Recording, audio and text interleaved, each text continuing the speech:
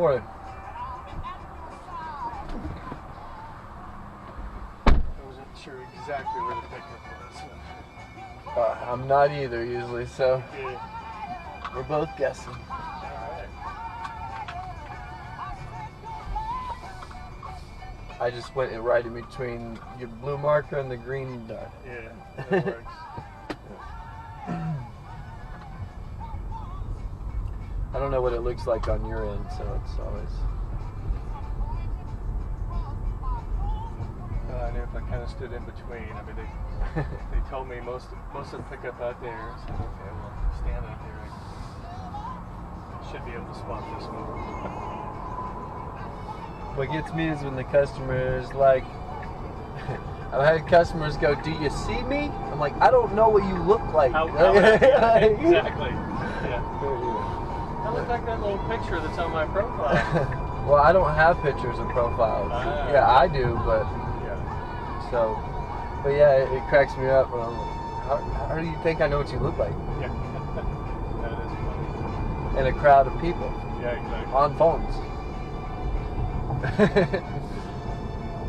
So yeah, so this is funny.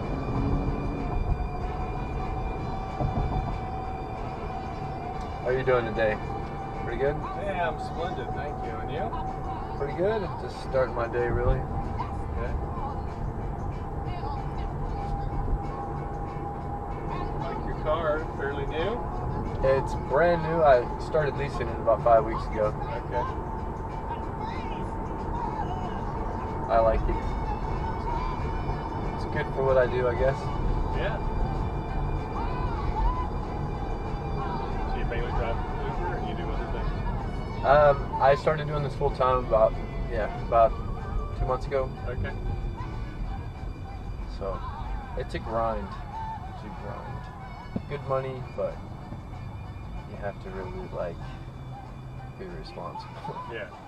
Yeah. Yeah, it's hard. The best thing about it is having no boss. The hardest thing about it is being your own boss. Yeah. Yeah. Yeah. I mean, I've talked to drivers that, they do it because, I mean, they mainly do it part-time. Very, very few I've talked to. It's good. It's a good part-time gig too. Because it's like, whenever I want to work, I work, and But the problem is, it made my other part-time gig miserable. Yeah. I hated Amazon. I was just did not want to be there one bit. Okay. So I checked out. So do you do much airport traffic? Yeah, usually I worked 12 full hours yesterday, but so I would have got up this morning at 4. But usually between Monday and Thursday, I'll hit the airport run at 4 a.m. Okay. And then I'll work until I'm no longer getting trips before the other trip's over. If I have to wait at all, I'll get off at 9 a.m., check out till lunch, turn on Uber Eats and do that, and get my numbers up. So how long, at the airport, if you have to wait? I don't wait right now. Okay. The highest level Uber riders, the Diamond, I've only been doing it 2 months, I haven't earned it yet. It reset right when I came back. Okay. You have to earn levels, Pro, Gold, Platinum, Diamond. Okay. I'm Platinum right now. I'm really close to Diamond, and it resets July 31st. I got plenty of time. Okay. But the Diamond users get quick airport trips. Okay. They're the only ones that do it. Okay. So I'm right there. So until I get that, I don't even wait. I drop somebody off and I go. Sometimes I'll get it as I'm leaving. I'll have to make a U-turn somewhere. Yeah. And I was in Houston and talked to the drivers there, and they just hated because it could be 2 hours. I don't wait. Yeah, it's and they were even doing tricks where they would leave their phone with somebody and they would go do a Lyft ride.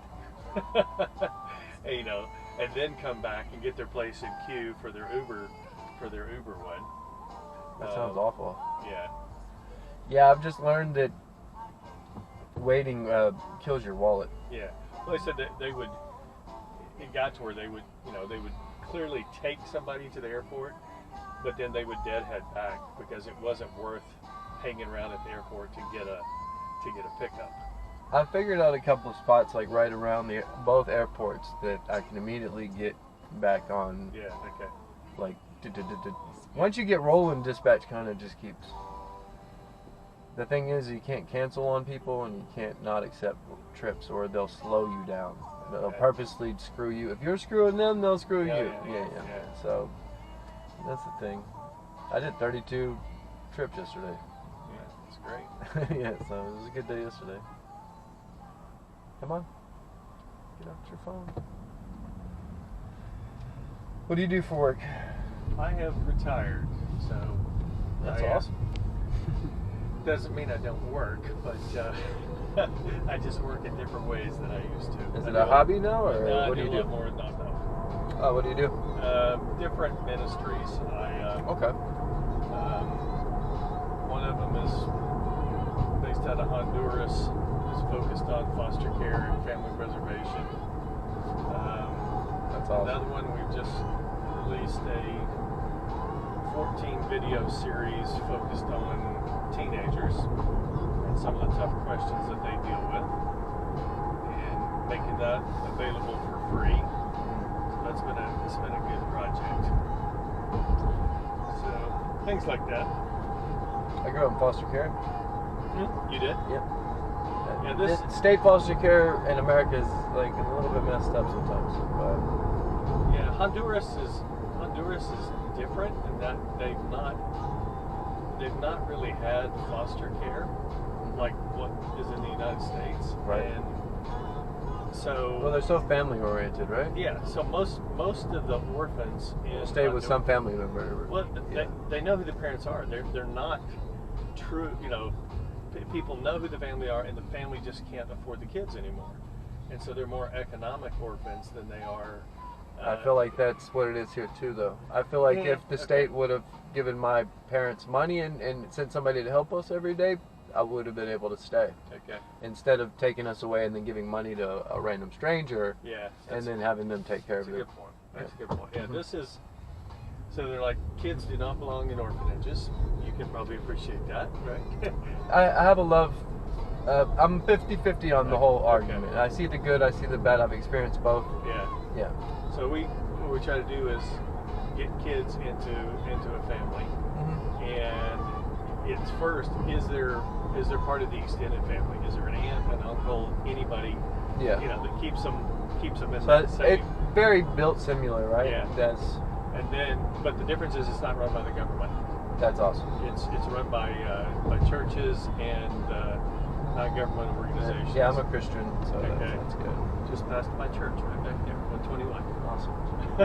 Yeah, I'm a big Christian. I love my foster mom. We actually bought a house together 2 years ago. Okay. Like, I don't have any like illness towards.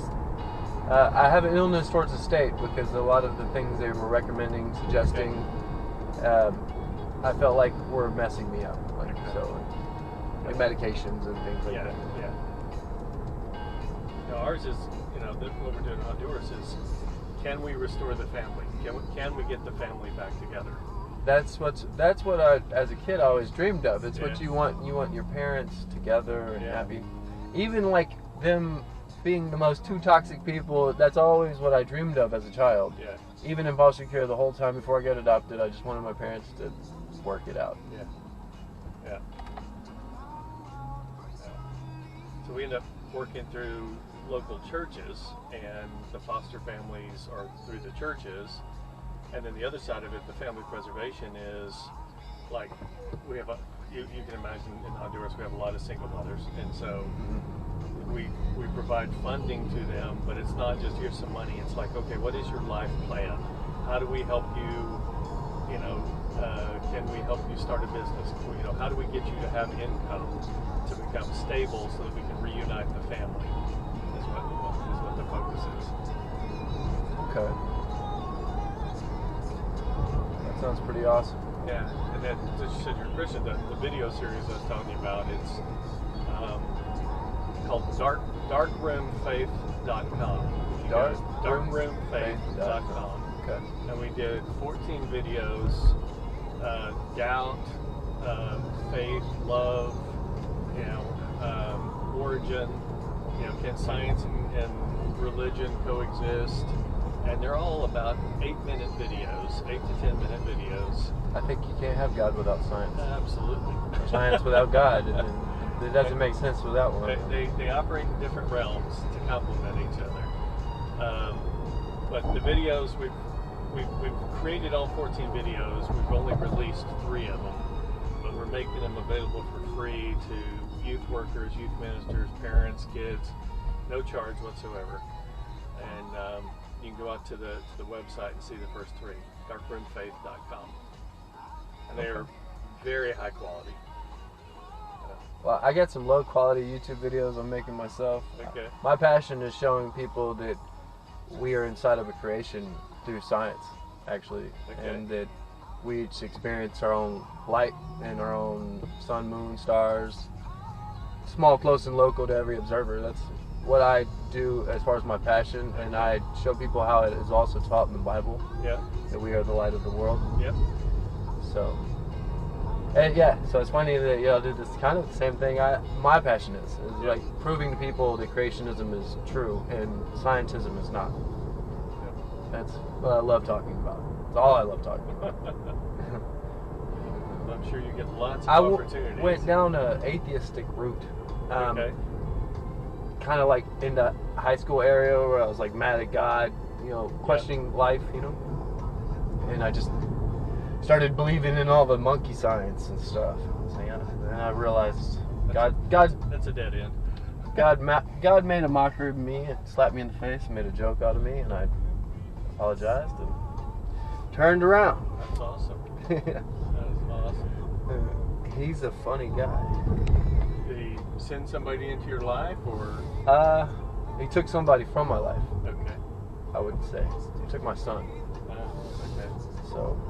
And I wouldn't say that, I know it sounds weird, but like we had a tragic incident happen at the beach, and it like made us better people. But like I was still not believing, kind of like at that point, not believing, but like just, I stopped beating like the hate, against God, right? So, and then I just randomly clicked on like a creationism video one day, and it had an argument versus like the Earth being a system environment versus being a planet.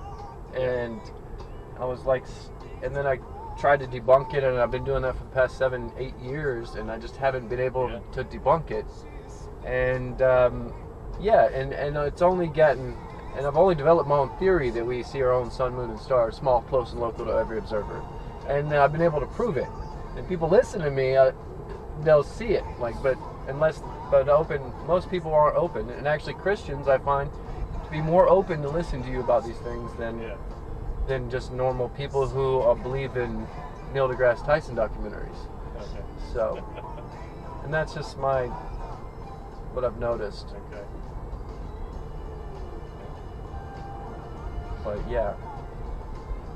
when you look everywhere around in the world, DNA coding,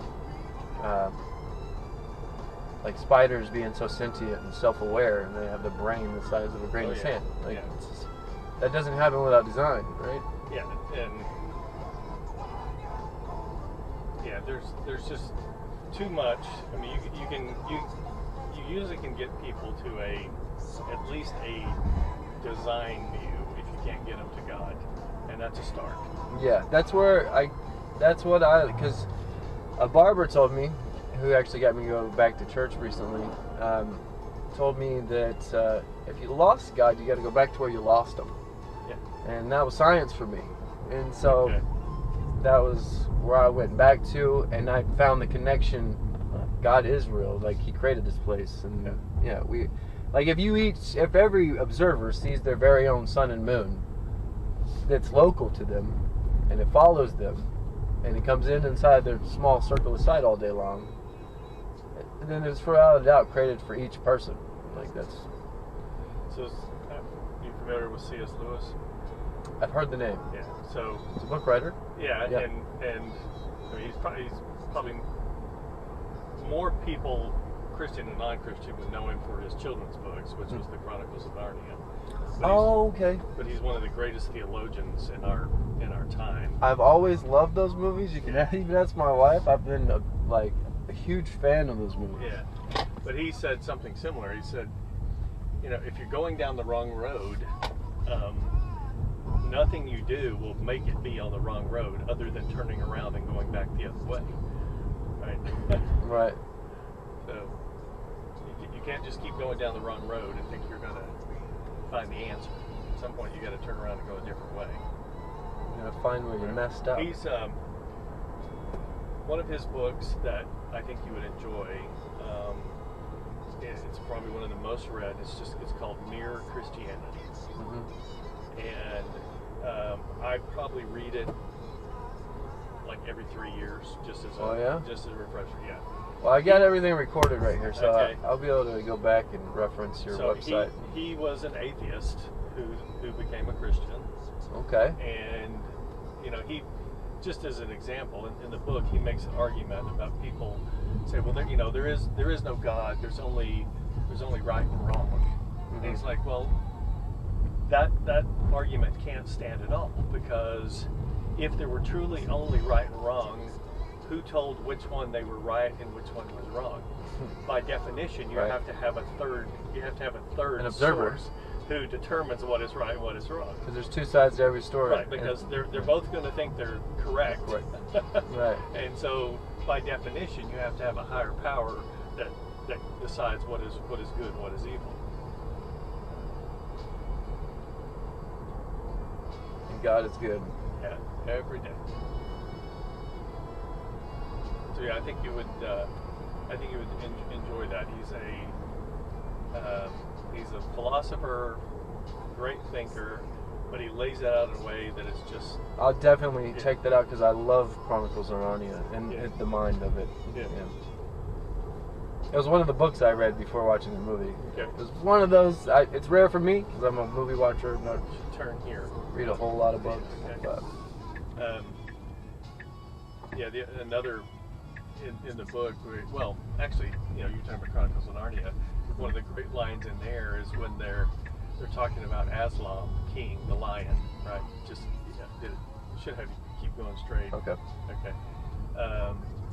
And then just down there where that truck is, you're gonna turn right. And they're talking about this line, and they're like, is he scary? Is he ferocious? And they're like, yeah, but he's good. And Aslan in the Chronicles of Narnia, he's the lion, but he's actually the character that represents Jesus. Like, yeah, he's scary, but he's good. 2 more streets and take a right. Okay. Take a right on Lavaca Trail. Yeah. In fact, you can probably just follow that cement truck, because it's pouring cement across the street from me today. I would almost touch money. Okay. Yeah, I love the stories that. Well, you notice that all of the Savior stories are all related to like Christ. Yeah. Like the Matrix. I love the Matrix story. Yeah. You said this one? Yeah, this one. It's kind of just follow the cement truck. Yeah, and I had a huge argument with somebody about like paganism, and they were like, Christianity blah blah blah blah blah, and it like Chronicles of Narnia is pagan because the pan goat, and like they separated Christianity and all these pagan religions, and that was the Trojan horse, right? Yeah. Just actually go to the next entrance and take a follow him. Next right, turn in. There's only one truth. Yes, and it's not my truth or your truth, it's truth. Yeah. And then just straight back. You'll dead end into my house. Just moved in? We moved in at the end of October, but they're still building out the neighborhood. Moved here from Houston last year.